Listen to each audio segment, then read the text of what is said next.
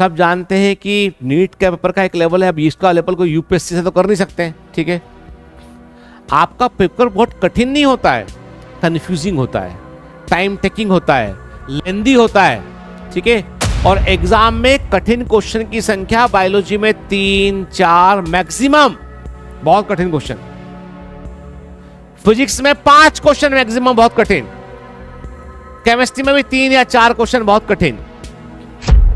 बाकी सभी question moderate level के होते हैं, ठीक है। लेकिन वो कंफ्यूज करते हैं, ठीक है। प्रैक्टिस नहीं की होगी तो कंफ्यूजन में गलती करोगे, ठीक है। बायोलॉजी के अंदर उन्होंने प्लानिंग अपनाया हुआ, उन्होंने 22 से मैं देख रहा हूं, पेपर को लेंदी बनाओ, ठीक। मल्टीपल ऑप्शन दे दो, है ना, ऐसा रीजन भी दे दो, उसमें मैच दी कॉलम दे दो, उसके अंदर के स्टेटमेंट बेस्ड क्वेश्चन दो। पहले ऐसा नहीं होता था। यदि आप उठा के देखेंगे नीट 2017 का पेपर देखेंगे उठा के आप, है ना, 16 का देखेंगे, सीधा डायरेक्ट एमसीक्यू आता था उसमें, ठीक है।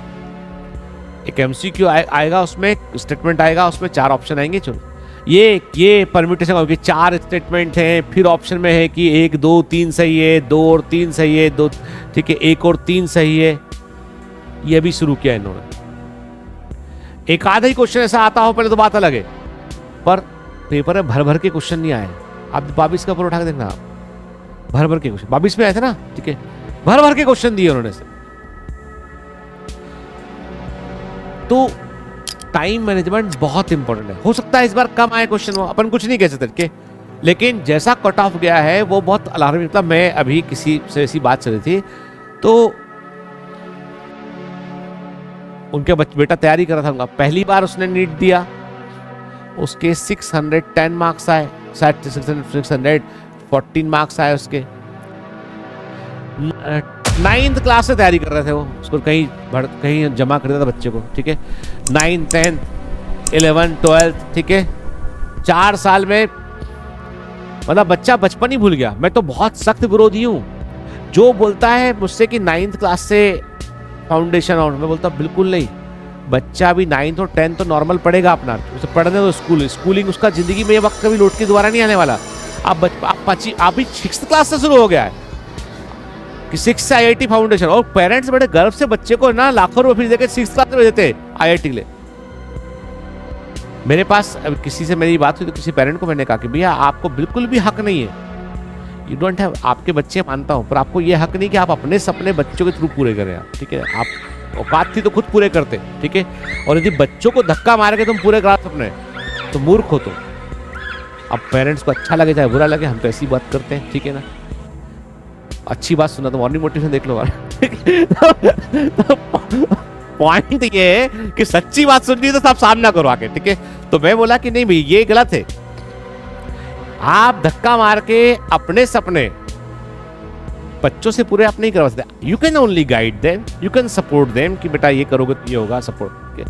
पर जब तक ड्रीम आपके अपने खुद के बच्चे के नहीं होंगे तो मुश्किल काम है। तो 6th क्लास से बच्चे को भर्ती करा दो तो बेचारा बच्चे का उसको लगता है यही दुनिया। और वो क्या होता है, ऐसे लोग जो ना जिंदगी में बहुत फ्रजाइल रहते हैं।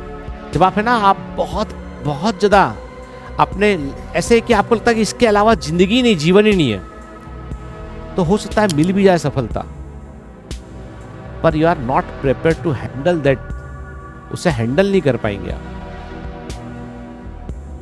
इसकी एक स्टोरी मैंने कभी बताई हुई थी इसमें कि न्यूयॉर्क में एक लड़का था जो उसने अपने पूरे परिवार के साथ सुसाइड कर लिया था उस लड़के ने, ठीक है ना। He was topper in IIT, ठीक है। He went to IIT Mumbai, computer science जो भी था उसने किया। Then he topped IIM examination, IIM Ahmedabad से किया उसने। Then he got admission into कौन सी यूनिवर्सिटी है जो अपने जो है हार्वर्ड या कोई बड़ी यूनिवर्सिटी में उसने फिर गया। उसके बाद MBA के बाद आगे ही टॉप्ड अगेन। देन वहाँ के बाद उसको बार्कलेज में किसी बैंक में उसको जो है बहुत बड़ा पोर्टफोलियो पे जॉब मिला उसको, ठीक है। उसने वो काम किया, उसने सब कुछ किया। ही गॉट मैरिड, एक साउथ इंडिया का बंदा था, उसने मैरिड भी किया, एक बच्ची भी उसका हुआ, ठीक है। He topped everywhere.